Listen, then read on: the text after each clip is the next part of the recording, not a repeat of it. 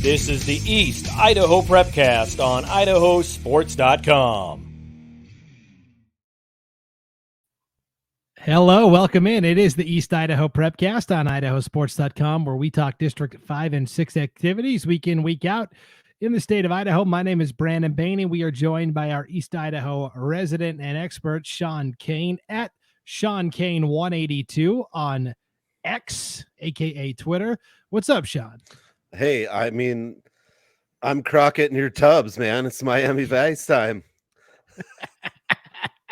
You said I had to come up with a title. I've got a couple, but I like Crockett and Tubbs, man. There's a Crockett on Skyline's football team, and I made a Miami Vice reference to my broadcast partner Joel Richardson, and he didn't know Miami Vice, and it hurt.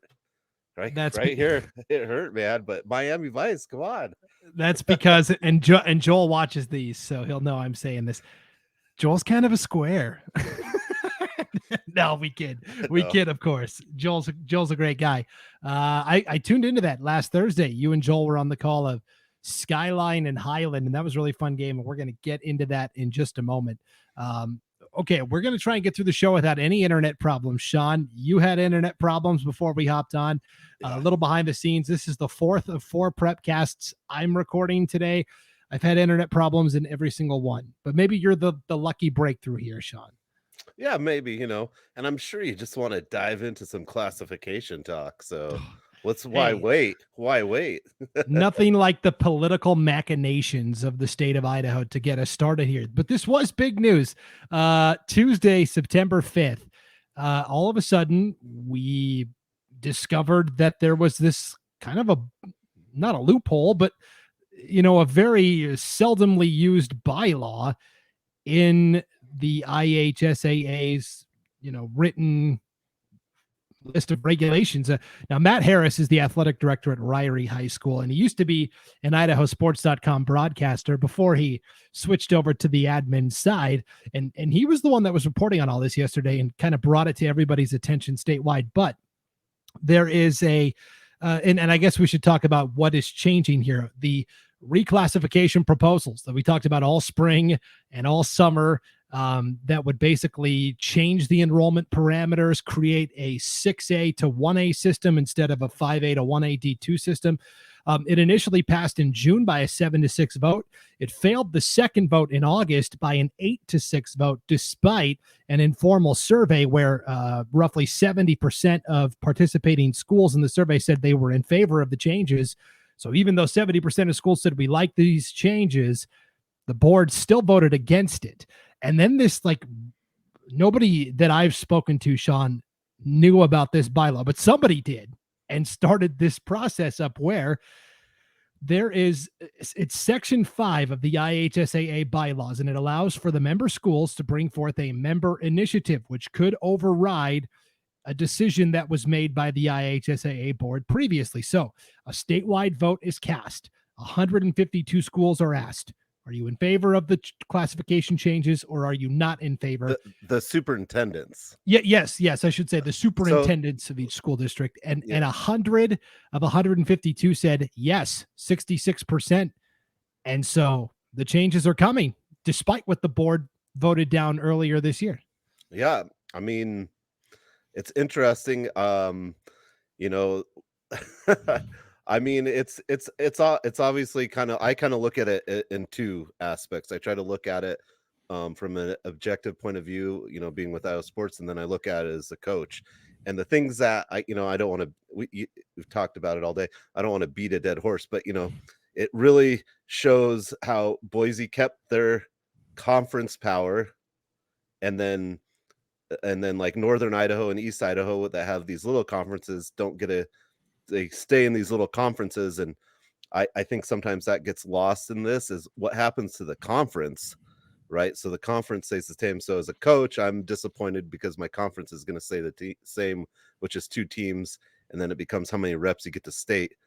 But instead of being upset, well, now we know there's a vote, right? So if the rep, there's a committee that votes on reps, and then it goes to the board and they vote on it, Well, if the state's not happy with how we're being repped, we could do the same thing and call for a vote to get another rep.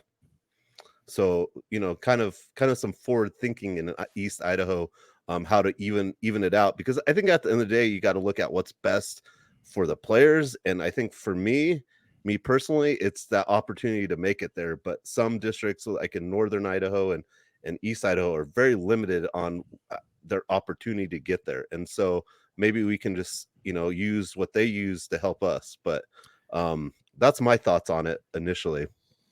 Yeah, the data was very telling, and we have all of the data on the top of the homepage at IdahoSports.com. If you haven't checked out the article yet, you definitely should, because this guy wrote it. Just give it a little no, I'm just kidding. But it was very telling. North Idaho, District 1, 15% of schools voted in favor, 2 of 13. District 2, only 35% voted in favor, 6 of 17. In District 5, which is where you are, Sean, only 8 of 17. That's 47%. And in District 6, you had just over half, 14 of 25. That's 56%. But when you look at District 4, the Magic Valley, 81% voted yes, 25 of 31 schools. And in District 3, 40 of 49 schools voted yes, 82%. So Districts 3 and 4 kind of outweighed what Districts 5 and 1 and 2 wanted. Which is kind of the norm, status quo, if you will. But when you look at that sheet that shows the districts right now and the new classifications, that's where it's interesting to me, is you've kept the districts bigger in the Boise area, and you've kind of limited some of the districts in other areas. And that's kind of my initial gut reaction to it. But I mean, it's interesting. I think the most interesting part is, who knew there was this loophole to overturn what you've voted on people to vote for you for. Now, Sean, you know a lot of admins over there in East Idaho. You don't have to tell me if you know, but do you know who kickstarted this process? Who discovered this or knew about this? I haven't. Okay. I would imagine it would be a Boise area initiative in my guess, but I don't know. I mean, I didn't I think kind of like everyone was just surprised because it kind of came out of nowhere. So I'm sure whoever knew, it started right when that vote came out and later then, but I haven't heard it. But I mean, I think there's a lot of implications for East Idaho. Like one thing I just heard from some inside sources is, Preston is now thinking maybe we move down. We petition to go down, which would be, devastating for our district. But, Preston's got to look out for themselves and what's best for their athletes. And so that would be an interesting move too. So I think not all the chips have fallen, but I know District 6 mostly was super excited to have this power 5A conference that finally, you're going to get these reps and all the sports, and you're going to finally kind of have that opportunity to get to state. So I know a lot of District 6 was, kind of up in the air, but at the end of the day, they realized we're going to have all these spots if it goes this way. And now that's not the case, but it's kind of interesting. Everyone's affected a little differently. Right. And so it's just, I mean, things happen and you got to adjust, and, but you can go either way of the story of it. But I think progression is good. I think maybe they'll have to look at the numbers. I don't know, because the numbers are always changing. Yeah. And so big picture, this was a 5A, 4A, Football. Yes, that's what affected. There's some smaller changes that affect, 3A, 2A, 1A, but this was a 5A, 4A deal, or now should I say 6A, 5A deal, where you went from having this mega conference of Thunder Ridge, Madison, Rigby, Highland, Pocatello, Skyline, Idaho Falls, Canyon Ridge, Twin Falls, a 9-team conference. Now Boise would have had a 15-team conference, Sean. So they still would have had a lot. I think under this new one, they're back to 13. Yeah, it just limits. Yes, but now it is kind of the same as, Highland, Madison, Rigby, Thunder Ridge, and Canyon Ridge. Oh, so they added a 5th team. Cool. Yeah, and yeah, and then me thinking, well, does Canyon Ridge just automatically get to go there? How does that work? Do they have to accept them? They don't. So this is a Yeah. question that I asked Mike Federico with the IHSAA when they had media days where I live up here in North Idaho, and I asked him. I said, "Hey, like let's say only Canyon Ridge, got sent up to the next level and not Twin Falls.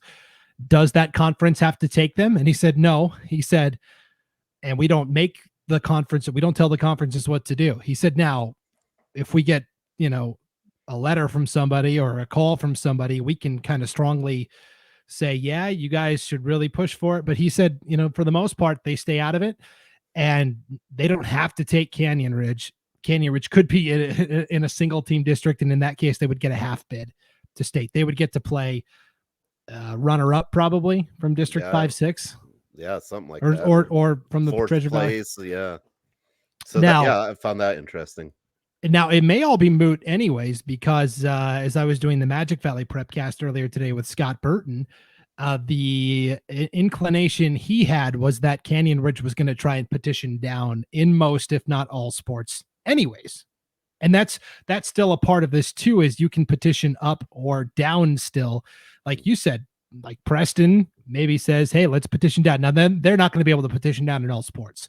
I'll tell you that right now with cross country, and you can't petition down in single athlete sports anymore anyways, tennis, cross country, track. But even like boys basketball, there's no way the IHSA is going to let them go down a level given the success they've had. But they haven't made the state in a few years. Yeah, but they've still had a lot of success. I mean, so, but the other sports, football, sure. And that's what makes the single sport petition so messy. It's going to change the landscape for sure. But for now, I think it's a win. Not necessarily, I'm trying to look at it as a statewide view. Like, yes, it stinks for East Idaho and North Idaho, but to me, we discovered that, hey, the system works. If 70% of the schools are on board for something and their quote unquote representative on the board votes against their wishes and their best interests, there's a mechanism in place where we can say, no, you don't get to unilaterally decide. We, the schools, get to decide. So I think that was a big win.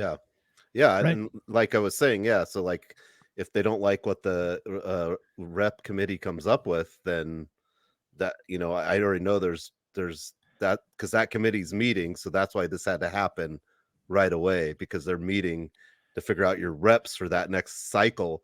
And I know if the reps are a certain way, I would almost guarantee the same type of a petition could be coming out for those reps. Yeah, it's going to be tough because you have to have a certain amount of schools on board with it, and it's hard to, because every area has its own interests, right? Yeah, but this was to me kind of a no-brainer, where most of the schools were like, we are in favor of this. And so I think this will be kind of the exception, not the rule. I don't think we're going to see this bylaw being used all the time. No. Right?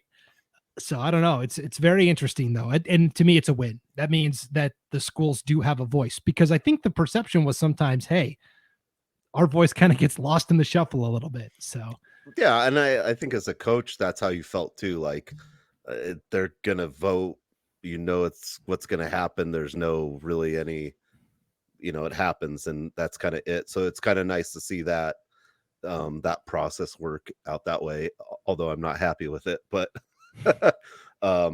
it's just, I think you just still have to kind of look at what's best for the players, and sometimes that gets lost in individual schools' needs. So but maybe a win as far as political mechanisms, we'll say. Yes, a win for politics, which is what we're all about here on the East Idaho Prepcast. Let's get to actual sports, man. Can we talk about some actual sports for a change? Let's do it. I'd love to. Yeah, let's dive into it. Okay, the big story from East Idaho last week was a game that didn't actually take place, Sean. And this was a game we were going to broadcast on IdahoSports.com. I feel bad for Joel Richardson and Dallin Fryer. They were ready Friday night. They got to Lookout Field. Pocatello was supposed to host Ridgevue, but as Ridgeview's freshman and JV teams were able to get to Pocatello no problem, and they were able to play those sub-varsity games. But the varsity contest was delayed because there was a really serious traffic accident somewhere around Twin Falls. I'm not exactly sure, on the interstate. And the Ridgevue bus is backed up. The traffic isn't moving. There was a fatality from this traffic accident, which is horrible, right? And we certainly are thinking of that person and their family. But in terms of this football game, the word initially was, okay, Ridgeview's on their way. The game's going to be delayed. Kickoff's going to be around 9:30. All right, so our guys get back to Lookout Field around 8:45. Ridgevue gets there around 9 o'clock. And you tell me if I'm wrong on the timeline. Ridgevue gets there around 9 o'clock, are starting to warm up, and then they discover that the bus driver is going to run out of hours. There are state laws in place that say a bus driver cannot spend more than X amount of time on the road without X amount of time of rest, right? Yeah. And I'll say that a lot of those companies got audited. So I know that it's a huge deal right now, because not only is there a lack of drivers, a lot of the companies got audited, and sporting events, they've been exceeding those times sometimes. So I know that is a issue that has been brought up to coaches in East Idaho is about that busing. So yeah, I mean, that's a real deal right now. Yes, and it's a very serious rule, because you don't want your bus driver getting tired, getting drowsy, something happens. And so I totally understand that. Okay, so Pocatello offers to supply a bus driver for the drive back. They say, hey, look, we totally understand. You guys came all the way. We really still want to play this game. You guys came all the way. We want to make it worth your time. We will supply you a bus driver for the drive home. And they say no. Now, I will give you the Ridgevue perspective here.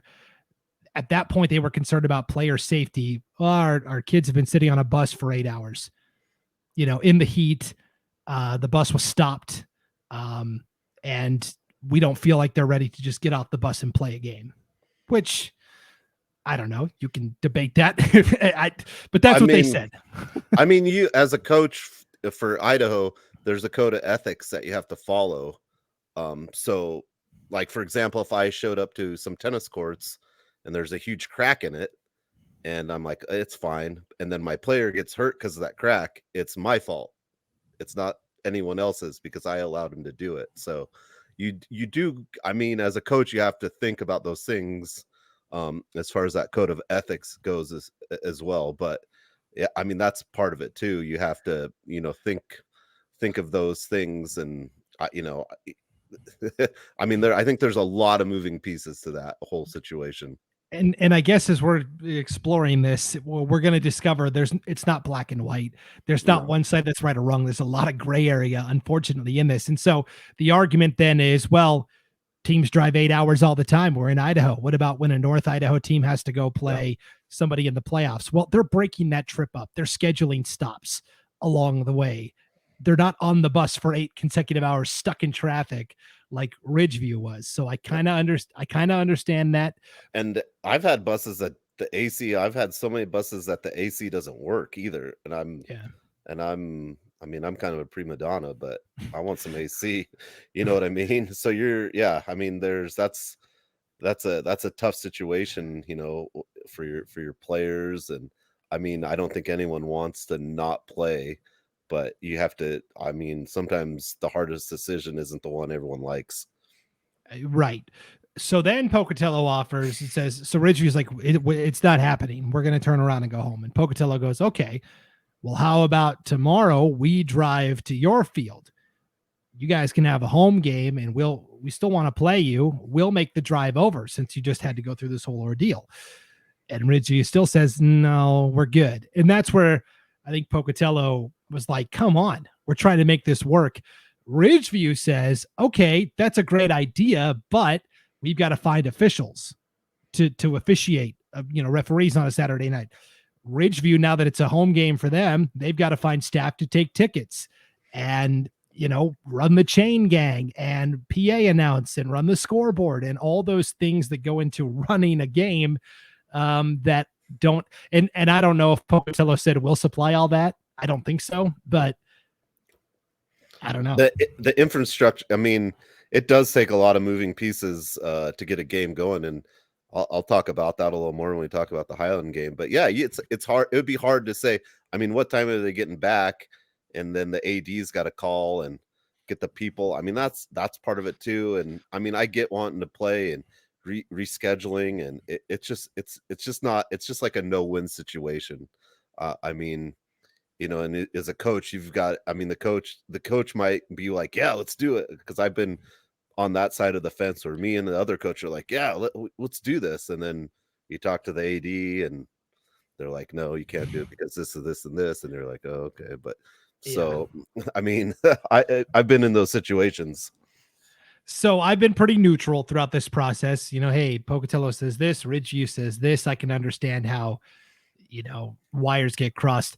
Here's where I'm going to side with Pocatello. And you tell me if this is not realistic. Okay, but if you're Ridgevue and you are stuck in traffic and you are the coach, you just mentioned those safety standards that you're held to, right? Does that include knowing how much time your bus driver has accrued? Is that a responsibility of the head coach? Is that, I mean, I think who's in charge of that? The bus driver would tell you, like they would say they have so many hours, because I've been in that case too, where we're playing tennis really late and the bus driver's like, I've got 45 minutes left and then I've got to go. So the bus driver would have that time.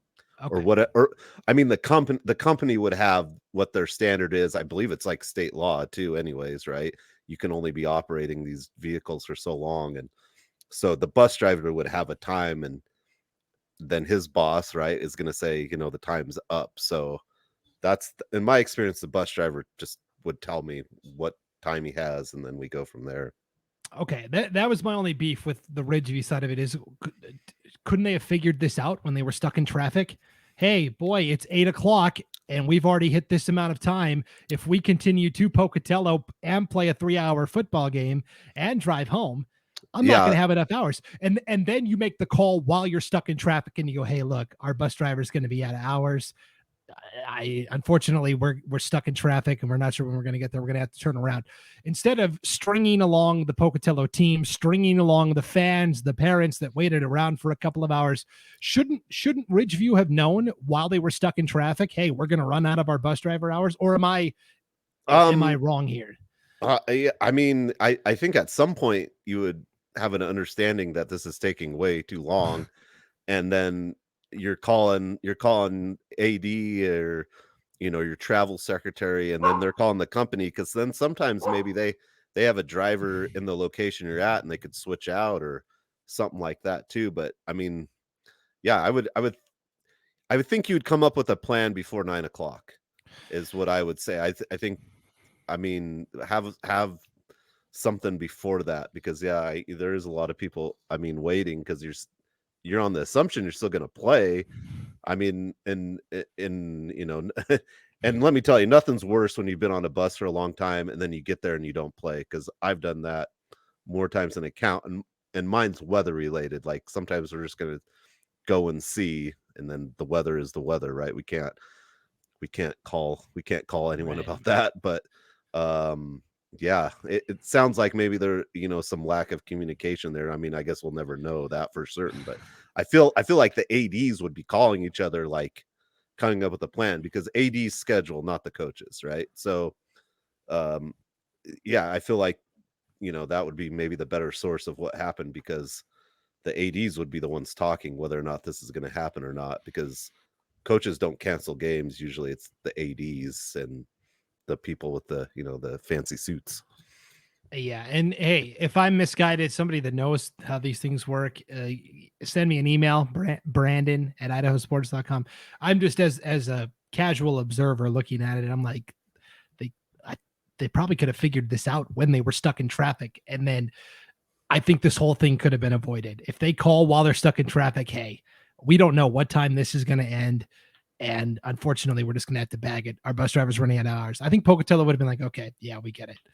Instead of coming there and then, saying, because right, in my mind, when my mind is like, maybe you just turn around and then you've got time to plan for Saturday. Yes, exactly. At 9 o'clock at night, you can't get a game probably staffed. It'd be very difficult. But yeah, I mean, I don't know. We're just so forward thinking here, me and you. But yeah. So, anyways, it was interesting nonetheless, right? It was kind of an interesting story. I think it's a lot of comments were like, you only get so many games in football, so it's kind of rough to miss that game, and I understand that because I have to miss a lot of matches because of weather. But you just you just kind of gotta go with it and adapt and roll with the punches. You only can do what you can do sometimes. Yeah. All right. Well, we have spent 25 minutes, Sean, talking about nothing on the field in play, not a thing. So let me go back to last Thursday, the game you were at, Highland and Skyline. The Rams pull away for the win. Jackson Riddle and Drew Hymas both ran the ball extremely well. Ridge Barella caught a touchdown pass. Skyline played well, but came up short on several fourth downs in that second half, which was huge. And that's why you guys gave the Highland defense the IdahoSports.com player of the game. Yeah, it was just a phenomenal game. You've got two great teams, and I think I said this before the game. I think Highland's under the radar in 5A, is as under the radar as a Highland Ram team could be. But let me tell you, Skyline is not in any trouble either. They've got Amani Morel, running back, sophomore, 210 pounds, 6'3". I don't know. He's got to be one of the biggest sophomores in high school football when you just look at him. They're good, but yeah, what a great game. The first possession, Highland, Jackson Riddle fumbles, and you think, oh man, this Skyline scores pretty easily. It's pretty, the defense isn't really, either defense isn't really stopping them. And then right before halftime, Tyson Beckles lays down a huge sack on Skyline on the first fourth down and turn it over. And then Drew Hymas takes about 35 yards a couple plays later. And that was the game. And then I don't know if Skyline didn't have a punter or what, but 4 fourth downs, they didn't punt or they went for, and they didn't get any of them. And that was really the game. And kind of a different, still a good Highland defense, right? I mean, you've got a lot of great players. Kai Callan, DB, he's amazing.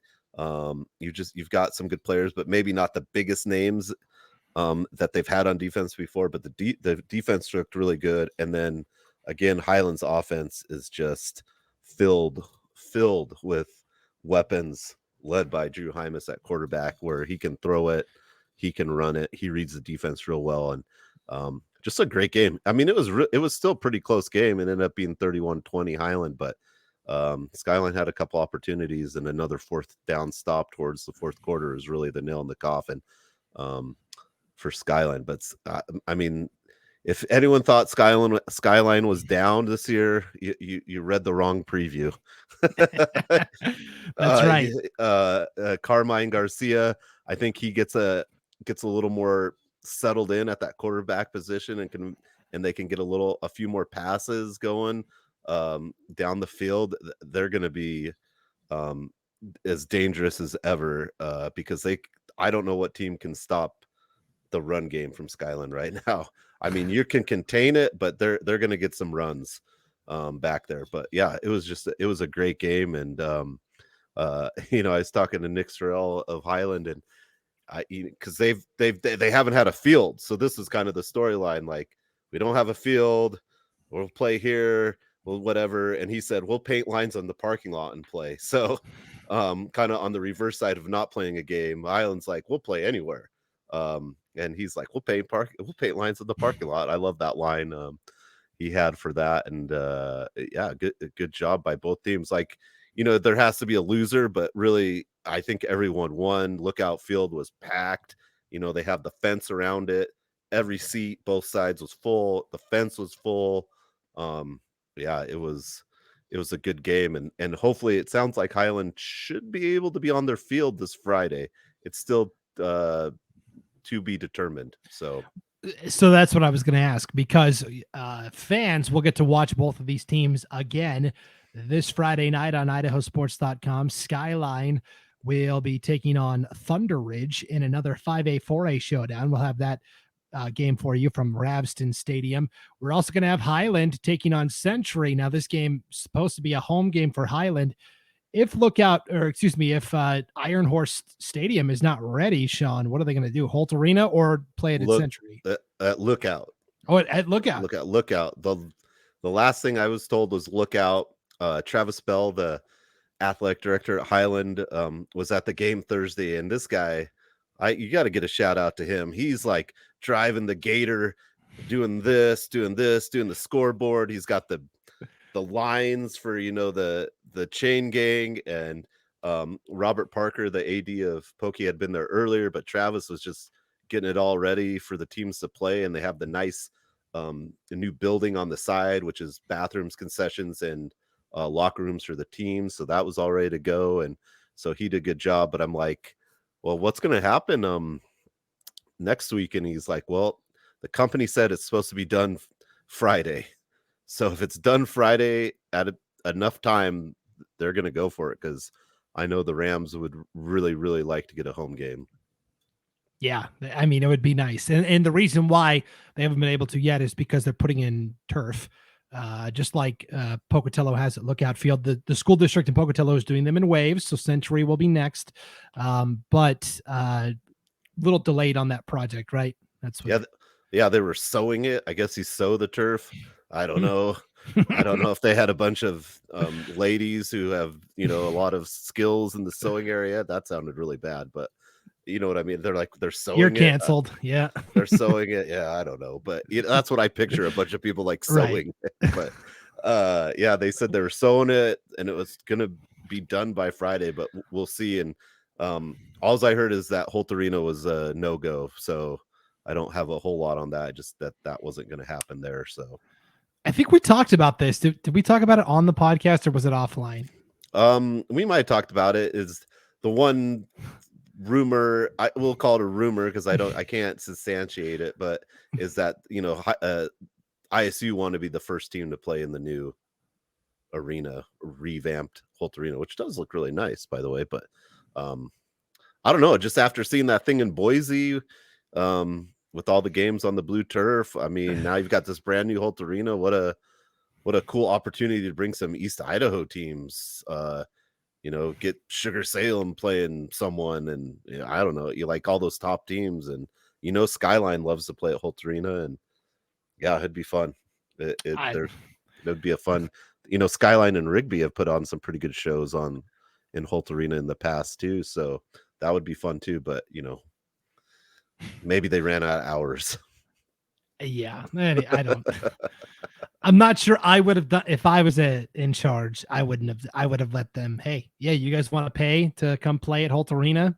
I'll take that money, no problem. And who cares if we're not the first team to debut the new field? I mean, it's whatever. But I tell you what, the Skyline Island game would have been a great game. It would have been. I mean, it wouldn't have been full, but it would, for a high school game, there would have been a lot of people there. And and it was Thursday. There's nothing else going on. People would have just went. And ISU's getting that concession money, and I mean, whatever. It's very interesting. Okay, let's preview what's coming up this week on IdahoSports.com, and then I wanted to talk a couple volleyball things before we got out too. Football this week. We mentioned Skyline hosting Thunder Ridge, Highland hosting Century. Also this week, Sean, we've got an 8-man game. Butte County, kind of very quietly 2-0, having a very good season so far. Their quarterback is on the all-name team. Razor Duke is his name. Ooh. I love that. After they had Rebel Beard the last couple of years. They are hosting Camas County, which is also 2-0. This is a potential It's not a playoff preview because Camas County's 1A D2 and Butte County's 1A D1, but these are two teams that could go respectively very deep in their postseasons. Paul Kingsbury and Logan Green will have the broadcast of that from Arco. And then a game I'm going to be at, Sean. I'm going back to East Idaho this week for a rematch of the 2A state championship game from a year ago, Bear Lake at Firth. Should be a fun game. Yeah, I mean, both good teams. That'll be a fun one. Now, it's been a little tough sledding for each of these teams out of the gate. Bear Lake is 0-2. They did lose a lot to graduation, and they've played a very tough schedule so far. Firth is 1-1. Firth, of course, went to Westside in the season opener, and like so many teams do, was on the wrong end of it against the Pirates. And then they held on to beat Soda Springs last week, 19-14. In a very tight game. So last year when they met in the championship, the final score was 14-6. We could see something similar here in the rematch between Firth and Bear Lake. Should be a fun one from Firth Friday night at 7:00. Also Friday, Sean, we are broadcasting the Tiger-Grizz cross country invite from Freeman Park in Idaho Falls. There's going to be 6 varsity races this year, Sean. You've got your A division, which is your 5A, 4A, 3A schools. Then you've got your B division, which is your 2A and 1A schools. And then you also have 2 races of seeded times. These are the best of the best. Duking it out. Yeah. So it's going to be B girls at 12, B boys at 12:30, the seeded girls at 1, the seeded boys at 1:30, and then A girls at 2 and A boys at 2:30. So you're talking 3+ hours of live racing coverage, 6 varsity races, plus a post-race recap article from Marlo Herford on IdahoSports.com to follow as well. And what I saw is about 54 high schools. So that's a 54. You got some out-of-state schools too, and pretty much everyone from East Idaho is going to be there. I was going to say what they were, but it's pretty much everyone. Then you have like a Star Valley. You've got a couple Boise teams coming too. So Centennial, and just you've got everyone. You've got a little bit of everything. You got like Nampa Christian, North Fremont. So you've got all the areas represented in this gigantic race. Yeah, Big Bad Rocky Mountains coming over. That boys team is no joke at the 5A level. So that'll be fun to watch some of those athletes compete, to be sure. All right, before we get out of here, Sean, I wanted to hit on what a week it was for some of our 1A volleyball teams. The Grace Grizzlies went to the Border Wars tournament, which is held in Evanston, Wyoming every year, and it's basically Western Wyoming and Eastern Idaho. Grace went 8-0 at the Border Wars tournament to win the thing, and they're going up against Rock Springs, which is like a 5A school here. They're going up against schools from Casper and Cheyenne, and they went over and really punched up a weight class and went undefeated. Yeah, you sent me that information. I just 8-0, and yeah, that's just amazing. What a great job by Grace.